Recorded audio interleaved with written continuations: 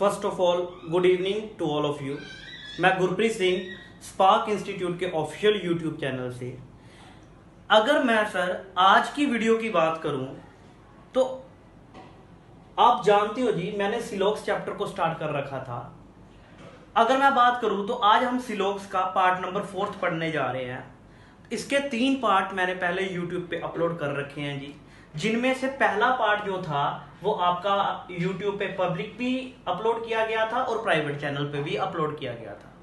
अगर मैं बात करूं 2 रिमेनिंग पार्ट आपके प्राइवेट चैनल पे अपलोड किए गए थे, वही स्टूडेंट उन पार्ट को देख पाए होंगे जिन स्टूडेंट ने हमारा 15 तारीख का या 8 जून के बैच को इनरोल कर रखा जी।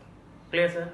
अगर मैं आज के पार्ट की बात करूं तो आज हम सिलोजिज्म का पार्ट नंबर 4 पढ़ने जा रहे हैं। सबसे पहले मैं आइडिया दे दूं आज का टॉपिक क्या क्या रहने वाला है। एक तो सबसे पहले सर हम ओनली फ्यू के केस को पढ़ेंगे आज, ओनली फ्यू या ओनली अ फ्यू। अगर मैं बात करूं तो हम लोगों ने डिसाइड किया कि अगेन हम इस पार्ट को पब्लिक चैनल पे भी अपलोड करेंगे और प्राइवेट पे भी। क्यों ऐसा?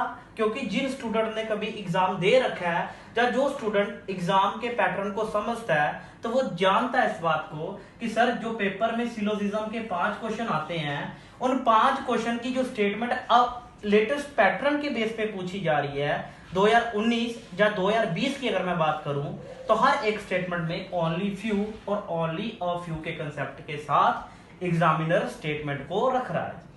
ये बात को आप जानते हैं। इसी बात के देखते हुए हमने सोचा कि आज का अगेन लेक्चर हम पब्लिक चैनल पे भी अपलोड करेंगे और आपका प्राइवेट चैनल पे भी अपलोड किया जाएगा। क्या यहां तक की कहानी क्लियर है जी? उसके बाद नेक्स्ट हम आइदर का केस पढ़ेंगे जो आपका ओनली प्राइवेट चैनल पे अपलोड किया जाएगा। जल्दी से मैं एक और बात को डिफाइन कर दूं। 8 जून का हमारा बैच चल रहा है और 15 जून का हमारा बैच चल रहा है ऑनलाइन।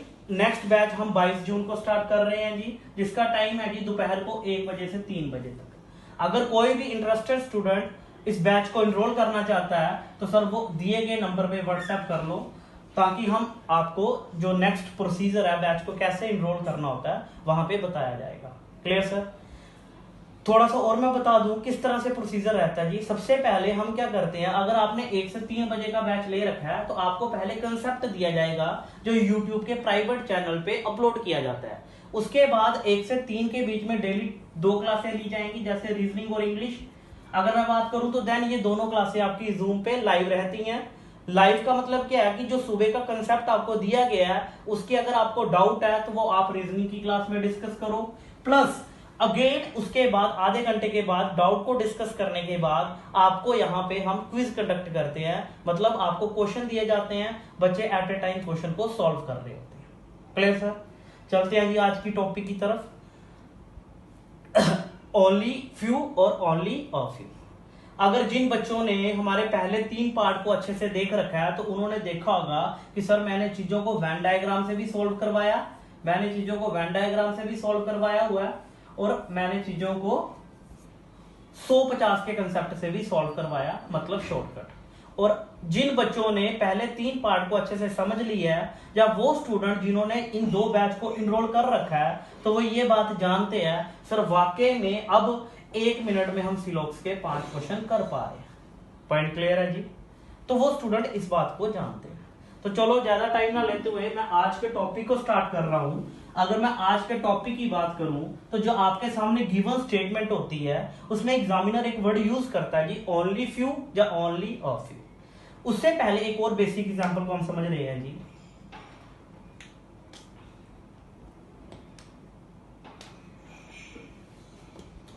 हाँ सर, सबसे पहले एक और बेसिक एग्जांपल की अगर मैं बात करूं, देखिए सर इस तरह से मैं एक स्टेटमेंट लिख रहा हूं और पार्ट 3 में हमने ये भी बताया कि मैक्सिमम मिनिमम एटलीस्ट 1 to 99.9% की बात को भी रखा।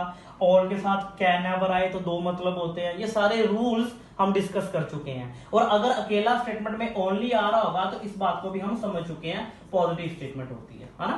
तो उसके आगे की कहानी को मैं स्टार्ट कर रहा हूं।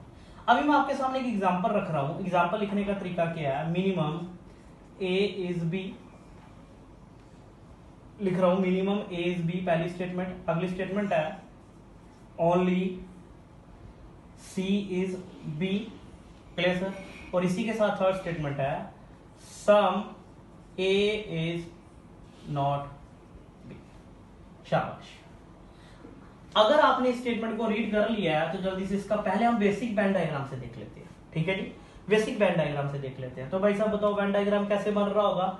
तो मिनिमम ए इज बी हम शॉर्टकट से भी आ जाएंगे, पहले हम बेसिक देख लेते हैं। मिनिमम ए इज बी का मतलब क्या sir, some A is B. Sir इसी तरह से बन रहा होगा। सर अगली स्टेटमेंट है ओनली सी इज बी। अगर आपने लास्ट वीडियो को अच्छे से देखा होगा तो ओनली का मतलब हमने ये समझा, सर ओनली का मतलब क्या होता है, सब्जेक्ट और प्रेडिकेट का इंटरचेंज करना। ये क्या बन जाएगा, बी इज ए। आगे कुछ भी नहीं है तो क्या लग रहा होगा, ऑल। इस बात को हम डिटेल में डिस्कस कर चुके हैं आपकी प्राइवेट वीडियो के साथ। तो सेंस क्या बनी, ऑल बी इज ए।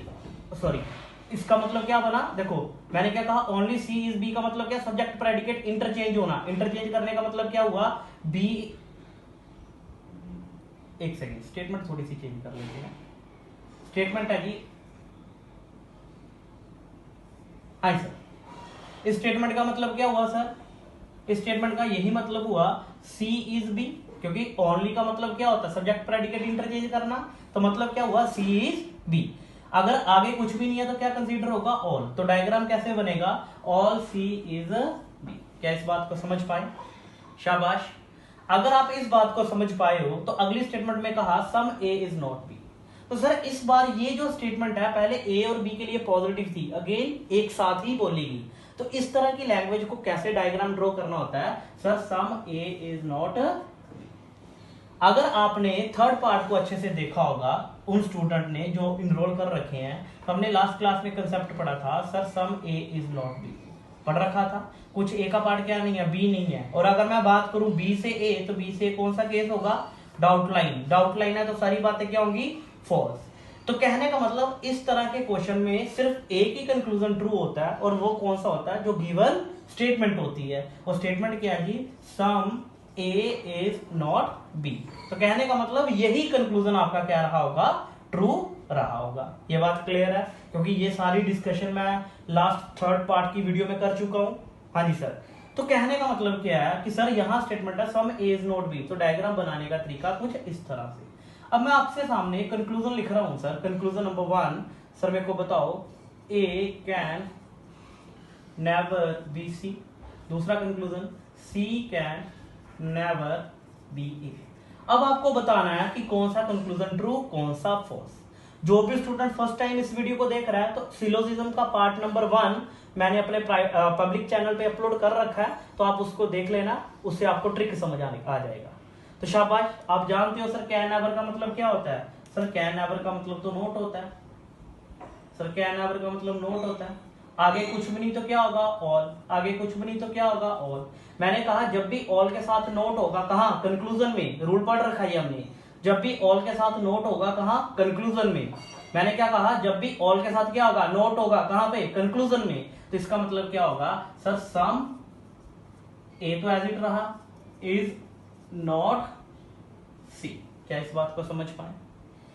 तो कहने का मतलब जब भी ऑल के साथ नोट होगा, कहां, कंक्लूजन में। तो इसका मतलब क्या निकल के आता है, सम नोट। इस रूल को हमने समझा था और डिफाइन भी किया था पार्ट नंबर 3 की वीडियो में। पॉइंट क्लियर है। अब मेरे को एक बात बताओ सर, अगर कुछ ए का पार्ट बी नहीं है, तो इसका मतलब ये है कि सर सपोज मैं कर रहा हूं ये ए का कुछ पार्ट है, ये सारा का सारा क्या नहीं है सर, ये सारा का सारा बी नहीं है। बी के साथ, सारे के साथ ये कौन सा रिलेशन बना रहा है, नो, ये वाला पार्ट। अगर ये वाला पार्ट इस बी के साथ, सारे के सारा के साथ नो का रिलेशन बना रहा है, तो सारा सी भी किसमें आ रहा है, सर बी में आ रहा है। तो मतलब ये जो पार्ट है सी से भी किसका रिलेशन बनाएगा, नो का ही बनाएगा। तो सेंस को कैसे रीड किया जाएगा, सेंस को ऐसे ही रीड किया जाएगा, सम ए इज नॉट सी। क्या ये बात क्लियर है। अगर आपको ये बात क्लियर है तो शाबाश। मेरे को एक और बात बताओ सर, अगर मैं बी से सी की तरफ आऊं तो कौन सा केस, डाउट लाइन केस। अभी समझा, बी से ए की तरफ डाउट लाइन, उसी तरह बी से ए की तरफ कौन सा केस, डाउट लाइन केस। अगर बी से ए डाउट लाइन है तो सर सी से ए भी क्या होगा, doubt line case. Doubt line case है तो अगेन कंक्लूजन आपका क्या हो जाएगा, फॉल्स। कहने का मतलब कंक्लूजन ऐसे था, sir some C is not A. Conclusion क्या था, फॉल्स। और अगर पहला ट्रू दूसरा फॉल्स, तो आंसर क्या होगा, ओनली। शाबाश, ओनली फर्स्ट फॉलो। क्या यहां तक की कहानी को समझ पाए, क्या यहां तक की कहानी को क्लियर किया। सर ये था बेसिक। अब हम इसको ट्रिक से भी देख लेते हैं। सर अगर मैं ट्रिक की बात करूं तो ट्रिक में हमने एक बात को समझा था सर, मिनिमम का मतलब सम है तो ए के लिए वैल्यू 50 और पॉजिटिव स्टेटमेंट में ऑब्जेक्ट के लिए वैल्यू कितनी होती है 50। ये बात हम पहली वीडियो में सीख चुके हैं। अब only B is C, only B is C, third video की अगर मैं बात करूं तो उसमें हमने ओनली के पार्ट कंसेप्ट को रखा था। ओनली बी इज सी के केस में का मतलब क्या है, ये भी पॉजिटिव है और ये भी क्या होगी sir positive statement. Sir only B C के मतलब क्या होगा, अगर मैं बात करूं आप जानते हो सर 50 और 100। क्या ये बात क्लियर है? ये हम रख चुके हैं कि इसकी वैल्यू ये क्यों साइन की, थर्ड वीडियो में मैं विद रीजन बता चुका हूं ये बात को। अगर मैं नेक्स्ट पार्ट की बात करूं तो some A is not B, तो आप जानते हो सर सम के लिए ए की वैल्यू 100, अगर ए की वैल्यू 100 है नेगेटिव स्टेटमेंट है तो ऑब्जेक्ट के लिए वैल्यू क्या होगी 100 और नेगेटिव स्टेटमेंट, क्योंकि नोट है तो नेगेटिव। यहां तक की कहानी क्लियर है? सर अब मैं पहले कंक्लूजन की बात करूं तो पहला कंक्लूजन शाबाश क्या बना था हमारा, सम ए इज नॉट सी। देखो फर्स्ट टाइम कंसेप्ट को समझ रहे हैं तो टाइम लग रहा होगा। अगला क्या है जी, सम सी इज नॉट ए। ये बात क्लियर है? देखो भाई साहब अब आप एक बात को जानते हो सर, एक बात को आप जानते हो, आपको कहां से कहां जाना है सर, ए से सी की तरफ। सर आपको कहां से कहां जाना है सर, ए से सी की तरफ। अगर मैं पहली स्टेटमेंट की बात करूं सर, तो पहली दो स्टेटमेंट को अगर मैं कंबाइन कर रहा हूं, आप जानते हो सर अगर मैं पहली दो स्टेटमेंट को कंबाइन कर रहा हूं तो सर मेरे को ये बताओ क्या पहली दो स्टेटमेंट कंबाइन हो पाएंगी? ऊपर से ये दोनों पॉजिटिव है, नेगेटिव तो रिलेशन मिलना ही नहीं है, तो पहली दो को कंबाइन नहीं किया जाएगा। किया जाएगा तो सर आपकी सेकंड और थर्ड को। पॉइंट क्लियर है जी? इस बात को हमने सेकंड वीडियो में रखा था कि किस तरह से कौन कौन सी स्टेटमेंट को ऐड करना होता है। शाबाश। अब आप एक बात जानते हो सर, जब मैं दूसरी और तीसरी स्टेटमेंट को ऐड करता हूं, एक स्टेटमेंट है पॉजिटिव एक है नेगेटिव, जब भी एक पॉजिटिव स्टेटमेंट होगी एक नेगेटिव होगी तो कौन सा कंक्लूजन ऑलवेज इनमें ट्रू होगा? शाबाश, कौन सा? Negative conclusion. एक बात क्लियर है कि दोनों में कौन सा कंक्लूजन ट्रू हो सकता है सर? नेगेटिव हो सकता है। उसके बाद हमने एक बात और समझा कि सर आपको देखना है सर ए से सी तो जाना है, सर ए से सी तो जाना है, इनमें वेरिएबल कौन सा कॉमन है? बी। तो कहने का मतलब बी एक ब्रिज का काम कर सकता है। अगर आप याद हो तो P Q, Q greater than R. अगर मैं कंक्लूजन पूछ रहा हूं पी ग्रेटर देन आर, तो क्या आप यहां क्यू को कंबाइन कर सकते हो? अगर क्यू को कंबाइन कर सकते हो तो उसी तरह से आपको यहां बी को कंबाइन करना होगा। और कंबाइन करने का मतलब क्या है कि दोनों का प्लस कितना होना चाहिए सर? शाबाश, more than 100।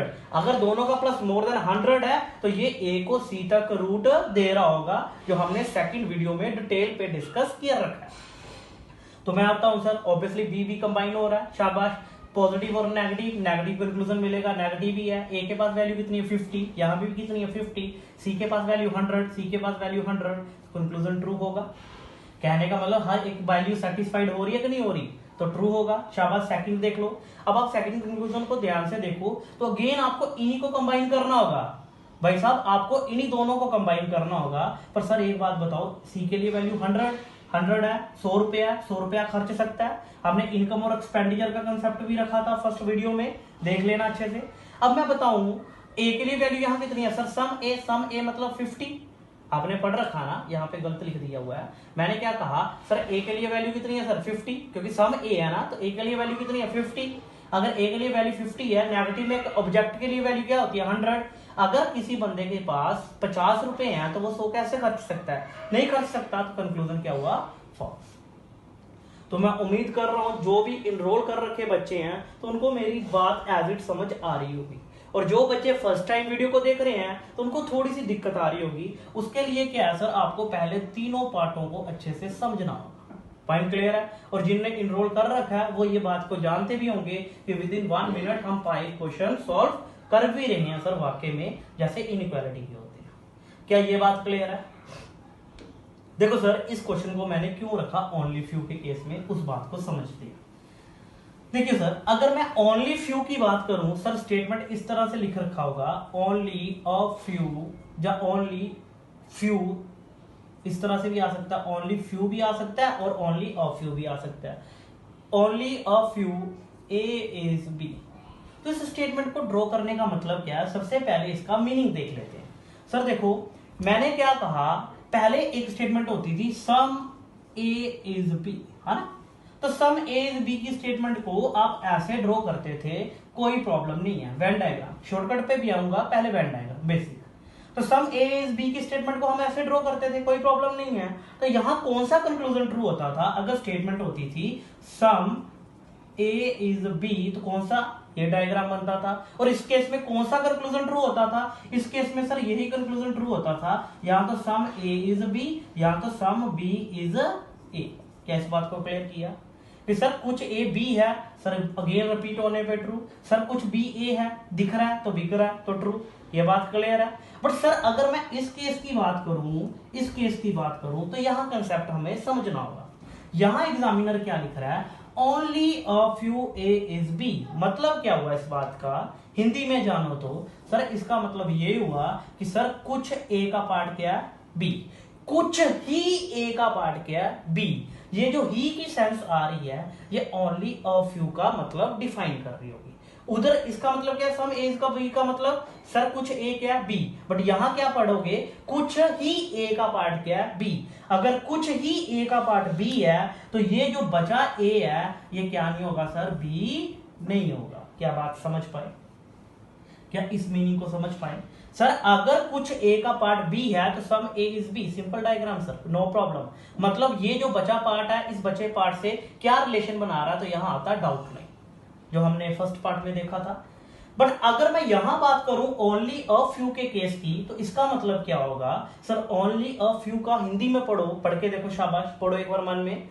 Sir only a few या ओनली फ्यू, ओनली फ्यू नहीं तो कई बार ओनली अ लिटिल भी लिख सकता है, ठीक है जी। ओनली अ मैक्सिमम वर्ड भी यूज कर सकता है, वो सारे वर्ड जो हमने थर्ड वीडियो में पढ़े थे।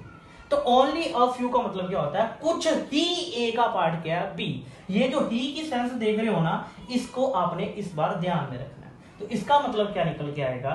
सर इस तरह की स्टेटमेंट का मतलब क्या निकल के आएगा? इसका डायग्राम कैसे बनेगा? सर इसका डायग्राम इस तरह से बनेगा कि कुछ ए क्या बी, जो बचा ए है, ये जो बचा ए है ये सारा का सारा क्या नहीं है? बी नहीं है। तो कहने का मतलब इस स्टेटमेंट के बेस पे दो कंक्लूजन ऑलवेज ट्रू मिलते हैं। First one is some A is B और उसी के साथ second one is some A is not B. क्या इस बात को समझ पाए भाई साहब? मैंने क्या कहा? सर ओनली अ फ्यू के केस का हिंदी में मतलब क्या है? कुछ ही ए क्या है? बी। और सम ए इज बी का मतलब क्या है? सम ए इज बी का मतलब क्या है? कुछ ए क्या है? B. But only a few के केस में हम कौन से वर्ड को देख रहे होंगे? ही की सेंस को। कहने का मतलब कुछ ही ए का पार्ट क्या है? कुछ ही ए का पार्ट क्या है? बी। तो जो बचा ए होगा वो क्या नहीं है सर? बी नहीं है। तो कहने का मतलब सेम ये केस। ये क्वेश्चन पहले भी पेपर में आता था, ये दो स्टेटमेंट्स होती थी, इस तरह से एग्जामिनर देता था। अब इन्हीं दो स्टेटमेंट को एग्जामिनर इसमें कन्वर्ट कर रहा होगा। क्या अब बात को समझ पाए? ये नहीं कि पहले ये क्वेश्चन नहीं आता था, ये 2018 में भी क्वेश्चन पूछा गया है और उस समय स्टेटमेंट को वो दो बातें अलग अलग लिखता था और बच्चा डायग्राम को ऐसे ड्रॉ करता था। बट 2000 आपने देखा जब लास्ट, अगर मैं बात करूं सर, आप में से अगर किसी भी स्टूडेंट ने 2019 के एग्जाम को दिया होगा, जेके बैंक पीओ, जेके बैंक पीओ जो आपका 21 या 22 अप्रैल को हुआ था, तो आपने उस एग्जाम में क्या देखा? उस एग्जाम में आपने एक चीज को रीड किया होगा, जो स्टूडेंट तैयारी कर रहा होगा कुछ टाइम से, तो उस स्टूडेंट ने इस बात को रीड किया होगा कि सर उससे पहले आईबीपीएस ने कभी भी ओनली फ्यू के कंसेप्ट को नहीं रखा तो सबसे पहले 2019 जेके बैंक पीओ के एग्जाम में, प्री के एग्जाम में। उसके बाद भाई साहब जितनी भी आईबीपीएस के एग्जाम हुए, एसबीआई का हुआ, उसके बाद आपका आरआरबी का हुआ, तो हर एक एग्जाम में आपका ओनली अ फ्यू के कंसेप्ट को पूछना शुरू कर दिया। Clear sir? तो अगर मैं बात करूं एक छोटी सी बात, हमने इस तरह से चीजों को पढ़ रहे हैं sir, some A is not, ये बी था और ये सी था ना। अब आपके सामने देखो ये स्टेटमेंट है, मैं जल्दी से कर रहा हूं, ये स्टेटमेंट है। अगर मैं आपसे ये कंक्लूजन पूछूं सर, अगर मैं आपसे ये कंक्लूजन पूछूं, फिलहाल हम इस क्वेश्चन को पढ़ रहे हैं, अगर मैं आपसे ये क्वेश्चन पूछूं सर कि सर बताइए सम बी इज नॉट सी या सम बी इज सी, तो कौन सा ट्रू होगा? तो सर आप एक बात को जानते हो sir, some B is C, some B A लो यार, अगर मैं बात करूं sir some B is A, तो सम बी इज ए तो ट्रू होगा। सर अगर मैं यहां पे बात करूं some B is not C, तो सर बी से सी, सर स्टेटमेंट क्या थी sir some A is B, और एक स्टेटमेंट है some A is not B. तो डायग्राम का मतलब क्या है, ये जो कुछ ए का पार्ट है वो क्या नहीं है, बी नहीं है। अगर कुछ ए का पार्ट बी नहीं है तो मैं सब बी से, देखो उसने कहा ये जो ए का पार्ट है ये क्या नहीं है, बी नहीं है। और अगर मैं आपसे पूछूं ये जो बी का ये वाला पार्ट है, ये बताओ बी से, बी का ए से को क्या रिलेशन रख रहा होगा, तो आप ये बात को जानते हो सर बी से ए कौन सा केस है, डाउट लाइन केस, क्योंकि अभी हमने इस बात को डिस्कस किया। अगर बी से ए सर डाउट लाइन केस है तो सर फिर ये वाला कंक्लूजन क्या होगा, फॉल्स। तो कहने का मतलब क्या है कि इस तरह के डायग्राम में दो ही कंक्लूजन ट्रू होते हैं सर, आपका सम इज बी और सम इज नॉट बी। और डायग्राम बनाने का तरीका इस तरह से रहेगा, और इन्हीं दोनों को मर्ज करके अब वो स्टेटमेंट ऐसे लिख रहा होगा only a few A is B, या तो only few A is B. तो इन दोनों बातों का मतलब क्या होगा, ये होगा आपका सम इज बी या सम इज नॉट बी, और डायग्राम इस तरह से। क्या बात समझ पाए? अब आप ओनली अ फ्यू के कंसेप्ट को अच्छे से सीख पाए होंगे। तो चलते हैं एग्जांपल नंबर 18 की। हाँ जी सर, चलते हैं जी एग्जांपल नंबर 18 की तरफ। अगर मैं एग्जांपल नंबर 18 की बात करूं तो इस तरह से आपके सामने क्वेश्चन लिख रखा है जी, only a few A's B. देखिए पहले हम इस क्वेश्चन को बेसिक से सॉल्व करेंगे, और बेसिक के बाद हम इस क्वेश्चन का ट्रिक भी समझ रहे होंगे। Clear sir? अगर मैं बात करूं इस क्वेश्चन में तो only a few A's B, तो देखो डायग्राम कैसे बनेगा। अगर तो स्टेटमेंट लिख रखा होता सम ए इज बी, तो डायग्राम बनता sir some A is B. कोई दिक्कत? यहां तक बात क्लियर है सर? अगर सम ए इज बी होता तो डायग्राम एज इट ऐसे बन रहा होता, और इसका मतलब सर यही होता कि ये जो ए है और ये जो बी का पार्ट है, इनमें कौन सा रिलेशन होता, डाउट है ना। बट यहां पे मतलब क्या होगा इस क्वेश्चन में सर ओनली अ फ्यू का मतलब क्या होगा सर, ओनली अ फ्यू का मतलब दो केस होंगे, अभी पढ़ के आए। First one some A is B, और दूसरा क्या होगा some A is not B. क्या इस बात को समझ पाए सर? ओनली अ फ्यू का मतलब क्या होगा, सम इज बी और आपका some is not B. Diagram कैसे बना रहे होंगे सर, देखियो तो sir some A is B, यहां तक क्लियर है। और अब आपने क्या करना है, आप पहले ऐसे कर रहे थे, है ना, अब आपने इसको इस तरह से समझना है ताकि हम टाइम को सेव कर पाए। Sir some A is not B, मतलब ये जो बचा ए है, ये जो बचा ए है, ये सारा का सारा क्या बी नहीं होगा। कुछ ए बी है वो ये है, और जो बचा ए है वो क्या नहीं है, बी नहीं है। इस बात को हम पढ़ चुके हैं। अगली स्टेटमेंट क्या है, only few B is C, तो शाबाश only few B is C. अगली स्टेटमेंट क्या है, मिनिमम सी इज डी, तो diagram minimum C is D. क्या अब इस बार ऐसा बनेगा, क्या इस बार ऐसा बनेगा सर? नहीं बनेगा। अगर होता इसके आगे ओनली अ फ्यू तो फिर बनता, है ना। नेक्स्ट स्टेटमेंट क्या है, only few D is M, तो diagram only few D is M. बोलो सर डायग्राम क्लियर हुआ? सर अगर आपको डायग्राम क्लियर हुआ, मैं कुछ कंक्लूजन लिखना जा रहा हूं sir. B first one is we can never be C, first conclusion. Second conclusion M can never be D. आपको इन दो कंक्लूजन के आंसर बताने हैं, कौन सा ट्रू होगा और कौन सा फॉल्स होगा। तो अगर मैं बात करूं इस क्वेश्चन की, तो सर कैन नेवर का मतलब क्या होगा, नोट। आप प्रीवियस जो आपका रिकॉर्डेड लेक्चर है प्राइवेट चैनल पे 3rd पे देखा था हमने रूल्स को। कैन नेवर का मतलब क्या होता है, नोट, आगे कुछ भी नहीं तो क्या होगा, ऑल। और ऑल के साथ जब भी नोट होगा सर, ऑल के साथ जब भी नोट होगा सर, ऑल के साथ जब भी नोट होगा, कहां पे सर, कंक्लूजन में। जब भी ऑल के साथ सर क्या होगा, नोट होगा, कहां पे, कंक्लूजन में। तो इसका मतलब क्या निकल के आएगा sir, some B is not C. क्या इस बात को जानते हो सर? मतलब जब भी ऑल के साथ नोट होगा तो इसका मतलब होगा सम नॉट, कहां पे, कंक्लूजन में। जब कंक्लूजन में ये बात यूज की जा रही हो तो इसका मतलब क्या होगा, some not. Subject same, object same. यहां तक की कहानी क्लियर? शाबाश, चेक करो क्या सम बी सी नहीं है, तो वाकई में सर ये बी सी नहीं है, सही तो लिख रहा है। अगर सही लिख रहा है तो पहला कंक्लूजन ट्रू हुआ सर। सेकंड वन देखो sir, can never, can never की अगर मैं बात करूं तो मतलब क्या, अभी समझा हमने सर, नोट होगा, नोट कहां पे होगा, ऑल होगा, ऑल के साथ नोट। स्टेटमेंट में मतलब क्या हुआ, some M is not D, some M is not D. अब मेरे को ये बताओ sir some D is not M, ये तो ट्रू है, बट एम से डी कौन सा केस है सर? शाबाश, डाउट लाइन केस। कंक्लूजन क्या होगा? फॉल्स। तो इस बेस पे आपका आंसर क्या बनेगा? Only first follow. क्या क्लियर है? अगर क्लियर है तो चलिए एग्जांपल नंबर 19 पे मैं स्टेटमेंट एज इट रख रहा हूं, बट कंक्लूजन चेंज कर रहा हूं, और ये 19th कंक्लूजन के आंसर आपको मेरे को कमेंट में देने होंगे। ठीक है जी। और जो भी स्टूडेंट फर्स्ट टाइम इस वीडियो को देख रहा है तो मैं उम्मीद कर रहा हूं उसको समझ आ रहा होगा। अगर थोड़ी सी प्रॉब्लम आएगी, आई नो, उसके लिए आपको पहले 3 पार्ट अच्छे से देखने बड़े जरूरी हैं। और जो भी इनरोल कर रखे स्टूडेंट हैं उनको उम्मीद कर रहा हूं सारी बातें अच्छे से समझ आ रही होंगी।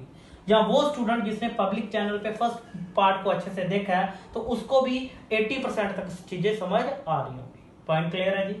हाँ सर। देखिए कंक्लूजन नंबर 1 की अगर मैं बात करूं, मैं आपके सामने एक स्टेटमेंट लिख रहा हूं, ए कैन नेवर बी डी। देखो मैं इस तरह से क्यों लिख रहा हूं, जिन बच्चों ने कभी एग्जाम दे रखा है 1 या 2 बार मेंस का, या जिन्होंने प्री क्वालिफाई किया है, तो वो ये नॉलेज रखते हैं कि सर वाकई में कैन नेवर वर्ड बड़ा यूज होता है और ओनली फ्यू की स्टेटमेंटें तो आती ही आती हैं सर। तो पहला कंक्लूजन। सेकंड कंक्लूजन मैं लिख रहा हूं सर आपके सामने, sir D can never be N. आपको कमेंट में मेरे को इनके आंसर बताने होंगे। Clear sir? आपको कमेंट में मेरे को इस क्वेश्चन का आंसर बताना होगा। Clear sir? बेसिक से। बट अगर मैं ट्रिक से बात करूं तो ट्रिक से भी इस क्वेश्चन को देख लेते हैं सर। अगर मैं ट्रिक से बात करूं, देखिए सर वही स्टूडेंट समझ पाएगा इस ट्रिक को जिसने पहले 3 पार्ट को अच्छे से देखा होगा। सर आपको ट्रिक में एक बात का ध्यान रखना है, सर आपको कहां से जाना है सर? ए से कहां जाना है सर? डी तक। सर अगर आप ए से जब डी की तरफ जाओगे, सर जब आप ए से डी की तरफ जाओगे, एक बात मेरे को ये बताओ सर, जब आप ए से डी की तरफ जाओगे तो सर ए से डी जाने के लिए 2 स्टेटमेंटों को आपको ध्यान में रखना होगा, है ना?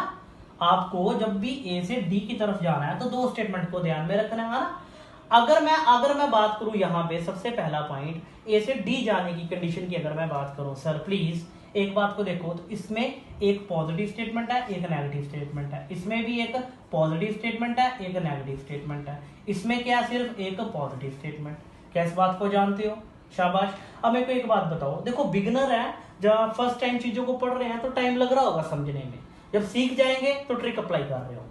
अब मेरे को ये बताओ, अगर पहली स्टेटमेंट पॉजिटिव है, दूसरी क्या जी नेगेटिव, इस तरह से हमें ए से डी तक जाना है। आप जानते हो सर बी ही कंबाइन होगा। सर देखो अगर ये है सम ए से बी, पहली पॉजिटिव अगर मैं लूं और यहाँ पे भी पॉजिटिव लूंगा ना, अगर मैं यहां से यहां पॉजिटिव लूं तो पॉजिटिव और पॉजिटिव का मतलब क्या होगा? पॉजिटिव कंक्लूजन ही ट्रू होगा। यहां स्टेटमेंट है सम ए इज बी और इसका मतलब होगा सम बी इज सी। अगर पॉजिटिव मैं ले रहा हूं, एक है जी सम बी इज नॉट सी, मैं पॉजिटिव अगर लूं तो सर ये बी और बी जब कंबाइन होंगे तो क्या ये मोर देन 100 बनाएंगे? सर नहीं बनाएंगे। अगर नहीं बनाएंगे तो सर डी तक पहुंचा नहीं जाएगा, नहीं पहुंचा जाएगा तो कंक्लूजन क्या हो जाएगा सर? फॉल्स। क्या बात समझ पाए? अगर मैं इसको पॉजिटिव से नहीं नेगेटिव से पॉजिटिव आऊं, सर देखियो बात को समझियो, अगर मैं पहले नेगेटिव से नेगेटिव हूं, अगर मैं यहां से यहां देखूं दोनों को कंबाइन करके, इसको और इसको कंबाइन करूं तो सर आप जानते हो 2 negative statement, sir 2 negative statement, conclusion always क्या होगा? No relation. तो अगेन कंक्लूजन क्या हुआ? फॉल्स हुआ। क्या बात समझ पाए? अगेन कंक्लूजन क्या हुआ सर? फॉल्स हुआ। बोलो सर यहां तक की कहानी क्लियर है? अगर यहां तक की कहानी क्लियर है, अब मेरे को ये बताओ, अगर मैं इन दोनों को कंबाइन करूं, सम नोट वाली को, बेसिक से देखना, some A is not C not B, some B is not C, यही बना ना मतलब, some A is not B, some B is not C, ऐसे बना। तो बताओ ए से सी कौन सा case? Doubt line case. Doubt line case है तो कंक्लूजन अगेन क्या होगा? फॉल्स होगा। तो हर तरीके से आप देख रहे हो चीजें क्या हो रही हैं? फॉल्स हो रही है 150 के तरीके से, है ना? बाकी आप लोगों ने मेरे को इस क्वेश्चन को, मैं थोड़ा सा आइडिया देना था क्वेश्चन कैसे सॉल्व हो रहा है, वही बच्चा इस प्लस माइनस ये जो मैं कट कर रहा हूं समझ पा रहा होगा जिसने पहले वीडियो के साथ सेकंड और थर्ड जो हमारी प्राइवेट चैनल पे अपलोड की जाती वीडियो है उनको अच्छे से देखा होगा। पॉइंट क्लियर है? बाकी इस क्वेश्चन को मैं डिटेल में प्राइवेट चैनल पे डिस्कस करूंगा, तो यहां तक आपको बेसिक लगाना होगा। बेसिक मैंने डायग्राम बता दिया और उम्मीद करता हूं आपने अच्छे से समझ भी लिया होगा। तो आज का सेशन मैं उम्मीद करता हूं आपको पसंद आया होगा। अगर आपको पसंद आया होगा और अगर आप जानना चाहते हो इस क्वेश्चन का ट्रिक क्या है, किस तरह से सॉल्व होगा, एक मैंने पार्ट 1 को सॉल्व किया, पार्ट 2 को भी हम सॉल्व कर रहे होंगे, ठीक है जी, आगे जाके। बट अगर मैं तो ये सारी कहानी के लिए आपको इन वीडियो का देखना बड़ा जरूरी है। तो बस आज के सेशन की अगर मैं बात करूं यहीं पे ओवर होता है जी। Thank you.